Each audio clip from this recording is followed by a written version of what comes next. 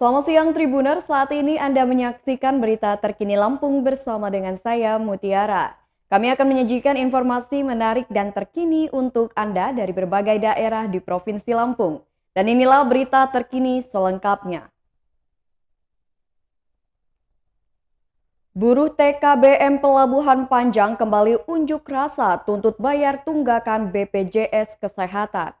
Sejumlah tenaga kerja bongkar muat atau TKBM Pelabuhan Panjang kembali menggelar aksi unjuk rasa di depan kantor Koperasi TKBM Panjang Bandar Lampung pada Senin 13 Desember 2021. Unjuk rasa lanjutan dari aksi sebelumnya pada 6 Desember dilakukan lantaran tuntutan buruh yang tergabung dalam koperasi tersebut tidak terpenuhi.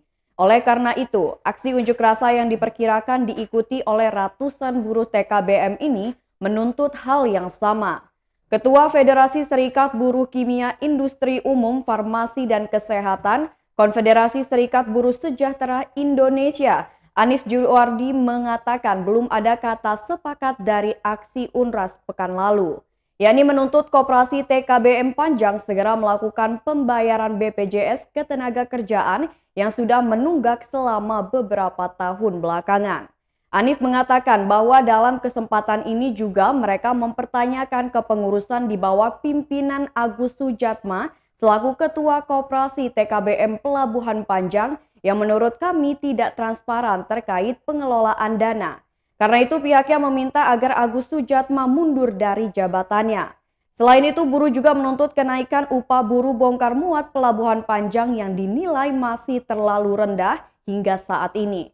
Terkait seluruh tuntutan tersebut, TKBM Pelabuhan Panjang juga menuntut Badan Pengawas Koperasi TKBM Pelabuhan Panjang untuk menggelar rapat anggota luar biasa. Pihaknya juga mengancam akan menggelar RALB sendiri untuk memberhentikan kepengurusan Koperasi TKBM periode 2020-2025, serta menunjuk dan mengangkat kepengurusan baru jika tuntutan tersebut tak kunjung terrealisasi.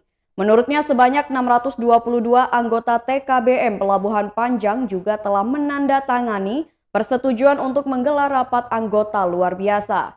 Pihaknya juga mengancam untuk tidak membubarkan diri jika semua tuntutan tersebut tidak dipenuhi. Anif mengatakan bahwa mereka akan mundur sebelum Ketua Koperasi TKBM Pelabuhan Panjang periode saat ini mundur.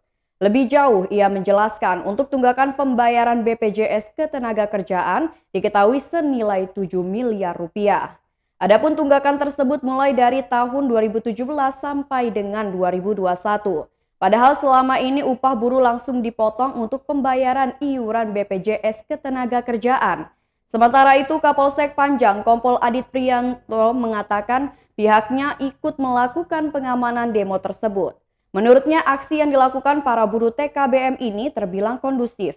Artinya mereka tidak anarkis, sudah mengikuti aturan untuk menyampaikan pendapat. Adit menambahkan peserta unjuk rasa diminta tetap menjaga ketertiban dan kelancaran lalu lintas sekitar area pelabuhan.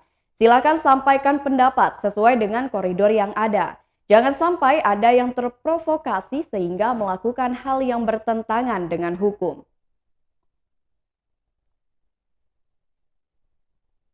Berita selanjutnya, kasus rapid antigen palsu di Pelabuhan Bakauheni berhasil diungkap Polres Lamsel.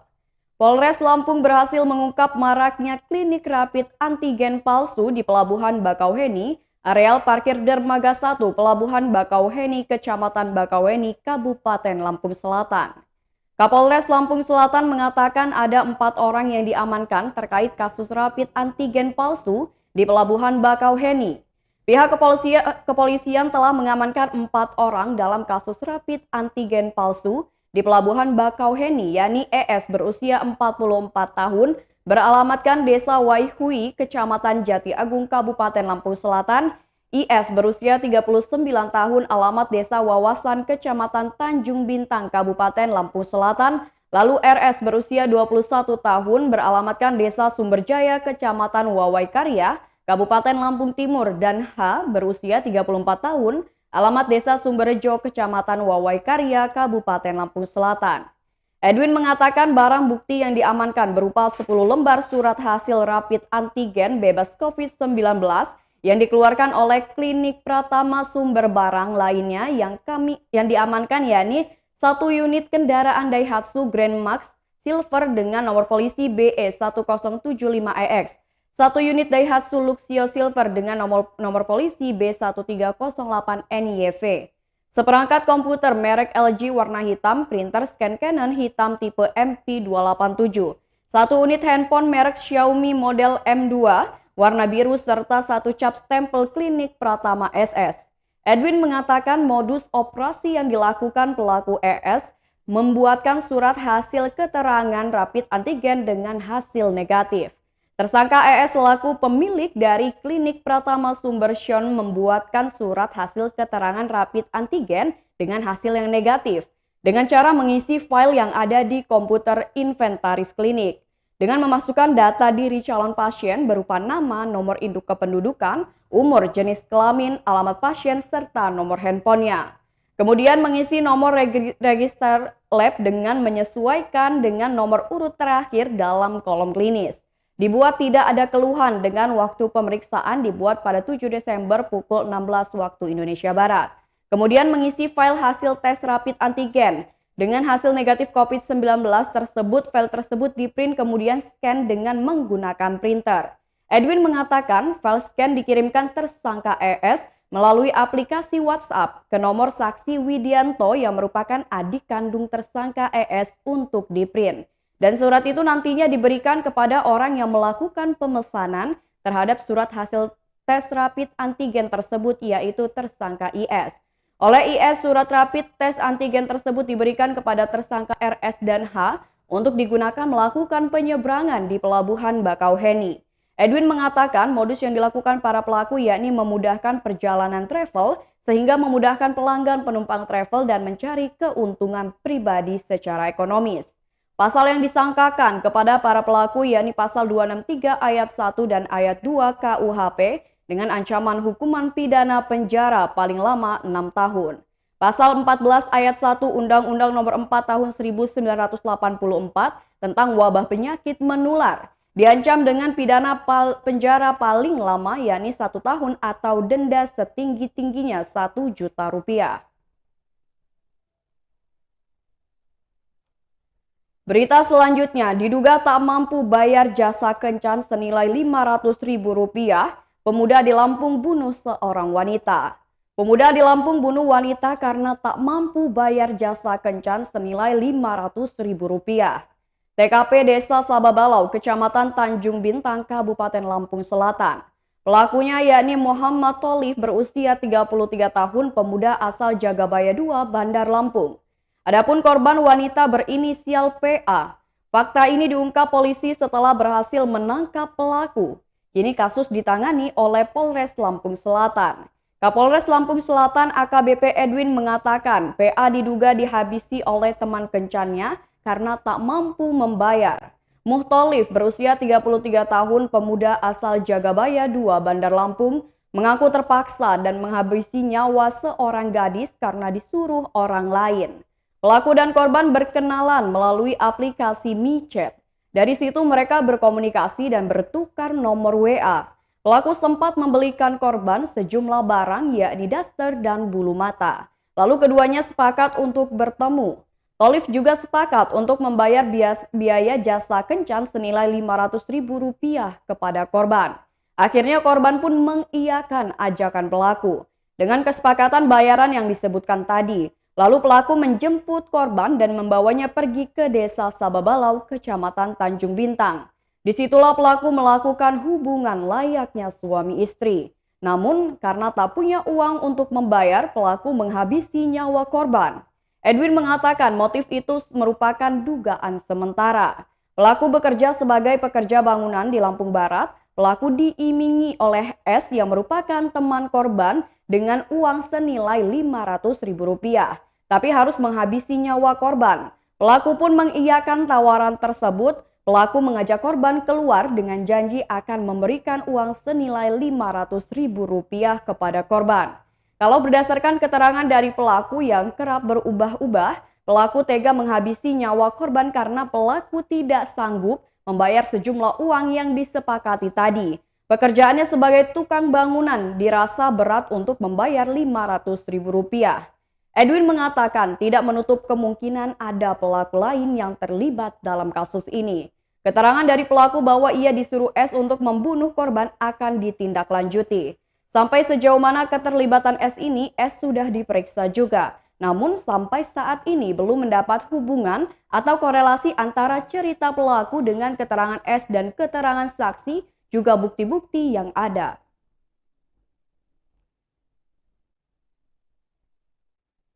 Berita selanjutnya, IRT di Tulang Bawang dibekuk polisi atas dugaan penyalahgunaan narkotika. Seorang ibu rumah tangga berinisial AA berusia 31 tahun warga Kampung Bumi Sari, Kecamatan Rawapitu, Kabupaten Tulang Bawang, ditangkap petugas dari Satuan Reserse Narkoba Polres Tulang Bawang. IRT ini ditangkap pada hari Sabtu 11 Desember 2021 sekitar pukul 15 waktu Indonesia Barat, tanpa perlawanan saat sedang berada di rumahnya di Kampung Bumi Sari. IRT ini dibekuk karena diduga memiliki dan menyalahgunakan narkotika jenis sabu di rumahnya yang ada di Kampung Bumi Sari. Dari rumah IRT tersebut, petugas berhasil menyita barang bukti berupa satu bungkus plastik klip berisi narkotika jenis sabu dengan berat bruto 0,45 gram, satu lembar kertas timah rokok berwarna merah, dan satu buah tabung kaca Pirex. Anton menjelaskan keberhasilan petugas dalam mengungkap peredaran gelap narkotika jenis sabu ini merupakan hasil penyelidikan di wilayah Kecamatan Rawapitu. Informasi yang didapat disebutkan jika seorang IRT di Kampung Bumi Sari menjadikan rumahnya sebagai tempat transaksi narkotika. Saat petugas tiba di rumah tersebut didapati seorang IRT yang merupakan pemilik rumah. Lalu dilakukan penggeledahan dan berhasil disita barang bukti berupa narkotika jenis sabu. Saat ini IRT tersebut masih dilakukan pemeriksaan secara intensif di Mapolres Tulang Bawang. AA akan dikenakan pasal 114 ayat 1 Undang-Undang Republik Indonesia nomor 35 tahun 2009 tentang narkotika. Dipidana dengan pidana penjara seumur hidup atau pidana penjara paling singkat 5 tahun dan paling lama 20 tahun dan pidana denda paling sedikit 1 miliar rupiah dan paling banyak 10 miliar rupiah.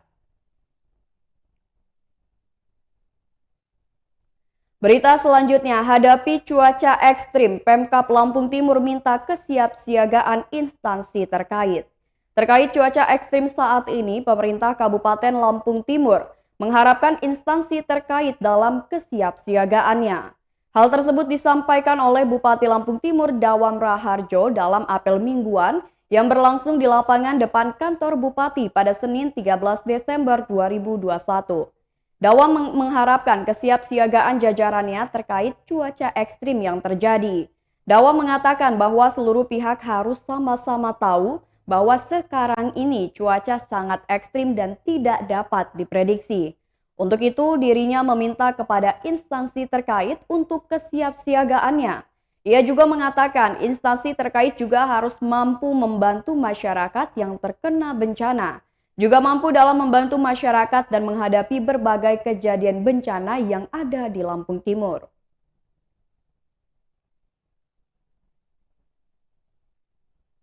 Berita selanjutnya, Pemkot Metro terapkan PPKM saat Nataru. Pemerintah Kota Metro akan melaksanakan pemberlakuan pembatasan kegiatan masyarakat saat libur Natal dan Tahun Baru di sejumlah pusat keramaian. Asisten 2 Setkot Metro Yeri Ehwan mengatakan, pembatasan dilakukan sesuai dengan instruksi Menteri Dalam Negeri nomor 66 tahun 2021 tentang pengaturan kegiatan Nataru serta tindak lanjut instruksi Wali Kota. Tentu ada beberapa yang tidak dan diperbolehkan pada Nataru, seperti tidak ada kegiatan pada malam pergantian tahun, kemudian pembatasan operasional pada pusat-pusat keramaian. Dijelaskannya, instruksi pengetatan akan ditindaklanjuti oleh Badan Penanggulangan Bencana Daerah Metro. Jadi masih dibahas, termasuk sanksi, nanti ada instruksi baru yang akan diproses melalui BPBD. Selain itu, pada Nataru akan diberlakukan checkpoint pada sejumlah titik di wilayah perbatasan dan pusat kota. Seperti di Ganjar Agung Metro Barat, perbatasan Metro Timur dengan Pekalongan, dan Jalan Patimura Metro Utara. Nanti juga di Taman Merdeka ada pos pengamanan, terus ada pengalihan rekayasa lalu lintas untuk jalan yang mengarah ke Taman Merdeka dan lapangan Samber, sehingga tidak ada keramaian di dua titik tersebut. Pemkot juga akan mengaktifkan aplikasi Peduli Lindungi di tempat-tempat keramaian. Pun demikian, Satgas COVID-19 akan kembali memantau jika ada warga yang melanggar protokol kesehatan.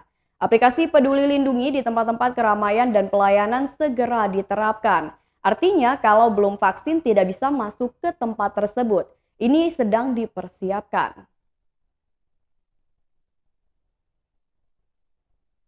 Baiklah Tribuners, itulah berita terkini Lampung bersama dengan saya Mutiara. Selamat siang dan sampai jumpa.